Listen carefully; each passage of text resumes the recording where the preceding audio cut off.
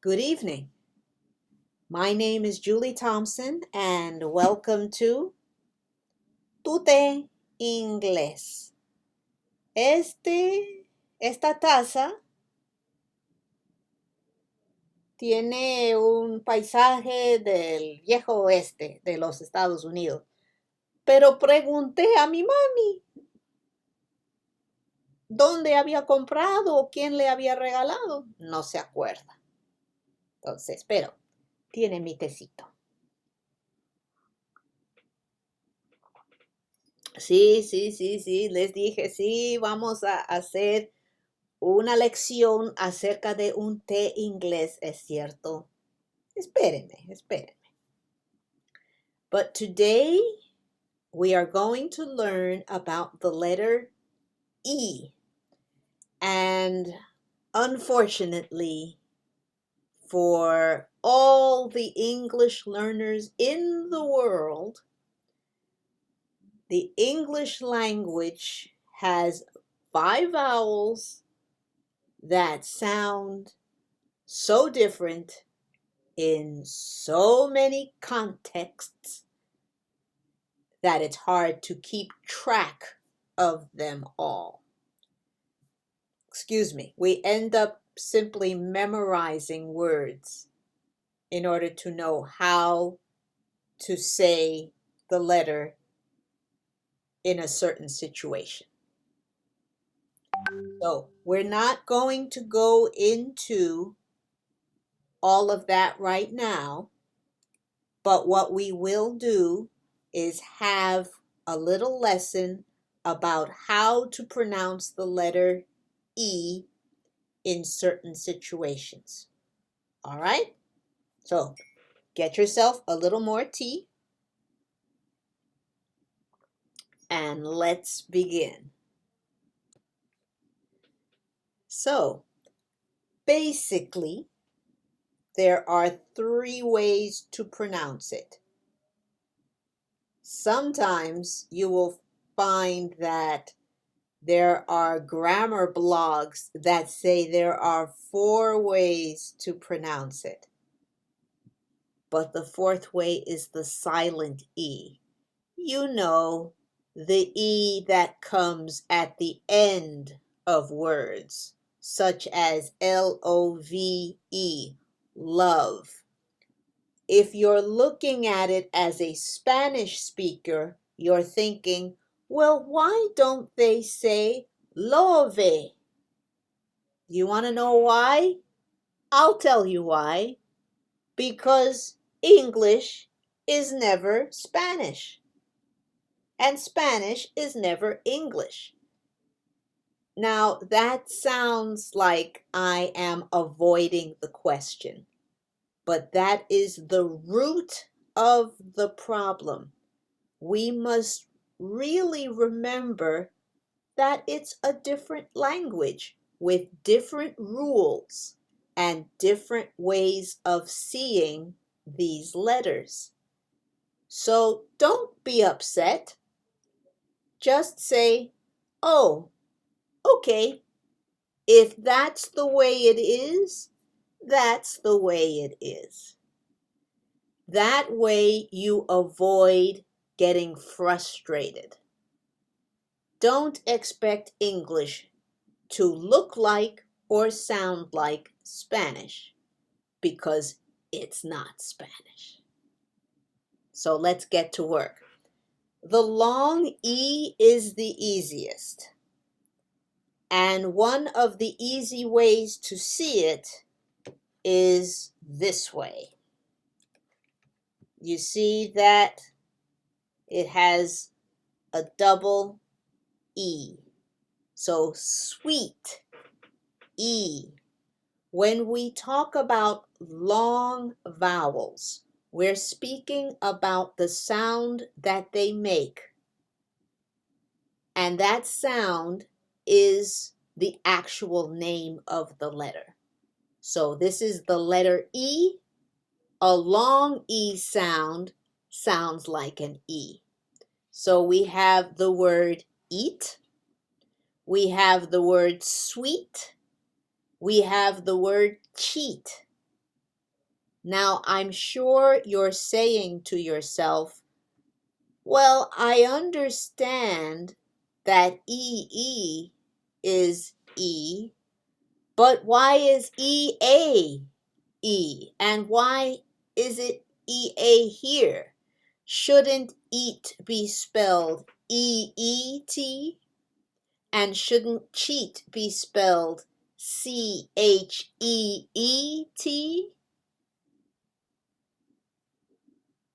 You might think so, but that's not the way it is.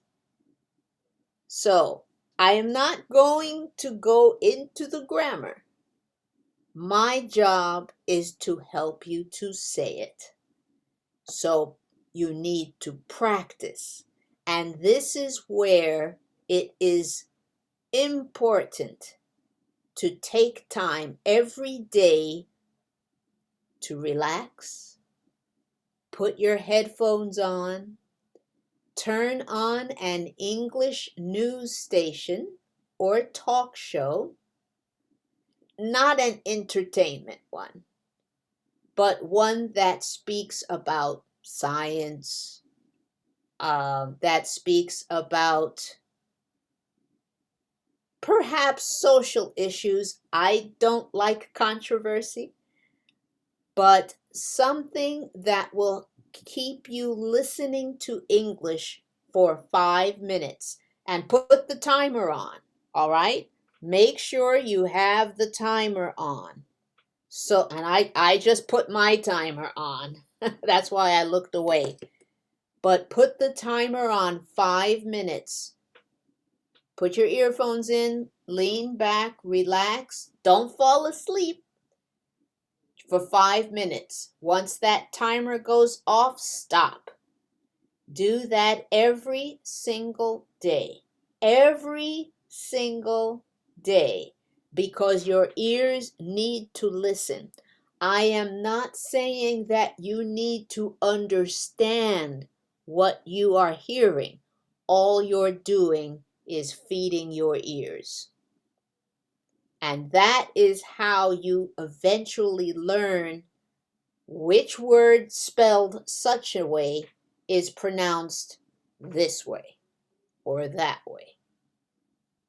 So listen and learn, and read aloud and learn. And that's another 5 minutes. You set your timer, you read aloud for 5 minutes. The timer goes off, you stop. But Julie, how am I supposed to understand what I'm reading if I don't understand what I'm reading? Precisely. The exercise is not for understanding. The exercise is to exercise your eyes, your mouth apparatus, your lips, your gums, your teeth, your tongue, your jaw, and to exercise your ears. All you want to do with this exercise is work the mechanical part of reading and hearing. That's all. The same thing with listening. All you're doing is working on the mechanical part of listening to English. This is so that your ears, your mouth, and your eyes, your mouth, and your ears get used to you speaking in English. And your ears will start to recognize certain rhythms. And then with context, with you reading aloud those certain rhythms, then the eyes start working in combination with the ears and with the mouth, and they start working by themselves. That's how you probably learned how to say hola. No, you wouldn't learn to say hola. That's how you would learn to say hello, hi, what's up, how's it going? You didn't go to school for that. You learned by hearing, seeing, and practicing. So you need to do that every day. But please do it in 5-minute sessions. And please obey the timer. All right? Okay, so we've talked about long E.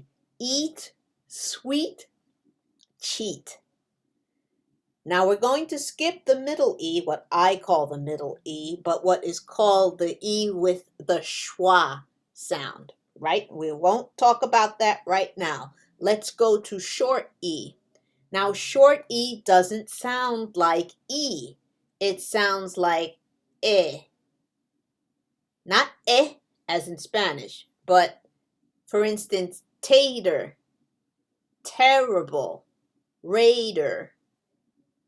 Tater. Do you know what a tater is? It is a nickname for potato. It's also a nickname for a home run in baseball. And we say it, sometimes we say it tater. It's spelled tater. Nobody says tater. They'll say tater. Look at that tater. Look at how long that tater went. They're talking about a home run. But if it's for the kitchen, how do you want your taters? Fried, boiled, baked? All right. So that's the short E. Eh. Tater. Terrible. Raider. Now let's go to this middle E, which has the schwa sound. The schwa sound is a frightening sound because it's very weird for many languages.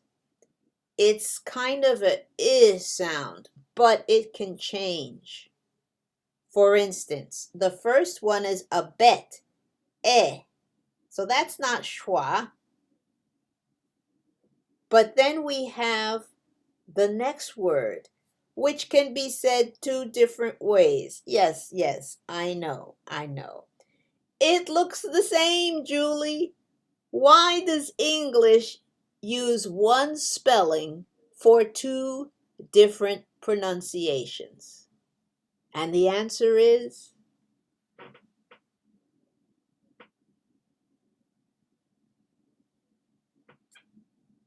that's the way it is. The most important thing is to do it right. If you wish to look it up, please go right ahead. But we have read, which would be a long E sound, and notice that we have an EA combination. Now that doesn't always work as E, but for here, it's read. And then there's read. And yes, it's the same spelling for both. I read books every day. I read this book yesterday. Spelled exactly the same, pronounced 2 different ways. Read is present tense. Read is past tense. Just remember, read happens today. Read happened yesterday, a month ago, 3 years ago, when I was a little girl. Unless it's used to read, and then we have the infinitive read, and we say read if it's the infinitive. So we have read, we have read. We have read, we have read. Which one is for the present? Read. Which one is for the past? Read. And then we have the color red, R-E-D. So now we're going to talk about how we get into the schwa sound. College. It looks like college. Yes, it does look like that. But most U.S. English speakers say college. And now that we're thinking, isn't that an I sound? Yes, it is. But this time it's written with an E.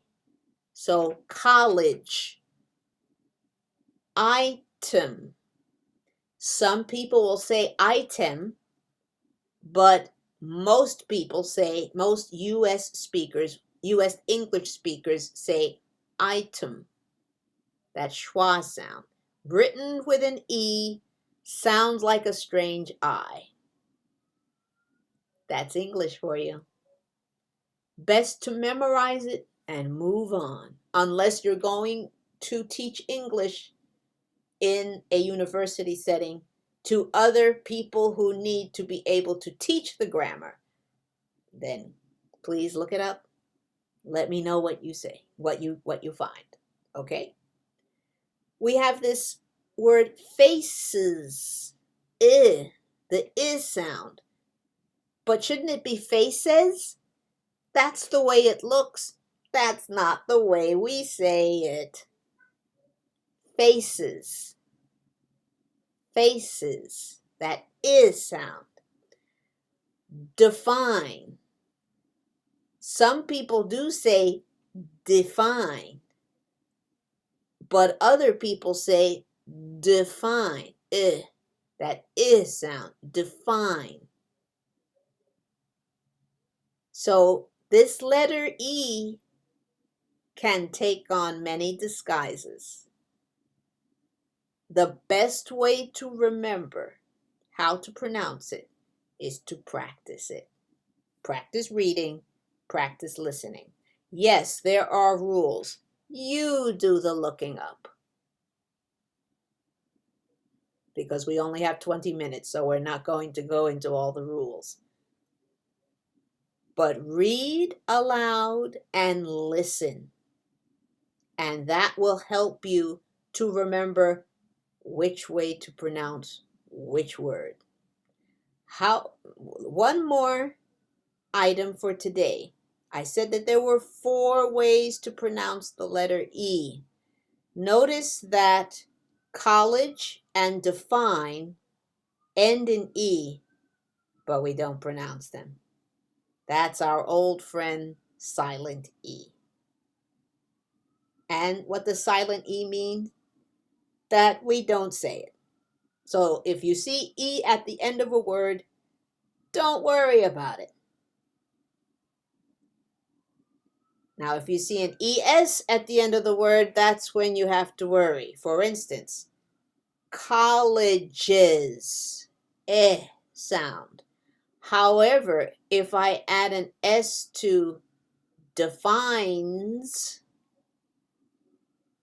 you don't hear the E at all. All you hear is the N going into the S. So ES is not always S. Sometimes it's S. Faces. The singular is face, no E. When it becomes plural, faces. Define, defines. Neither of those makes the E audible. You can't hear the E when you say define or defines.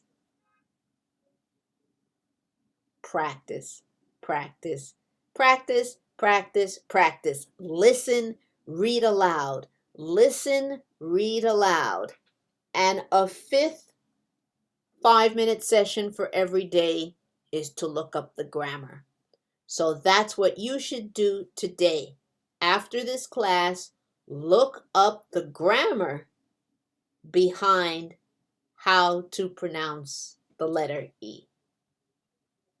So that's all for today. See you next week on Tu Té Inglés. Bye.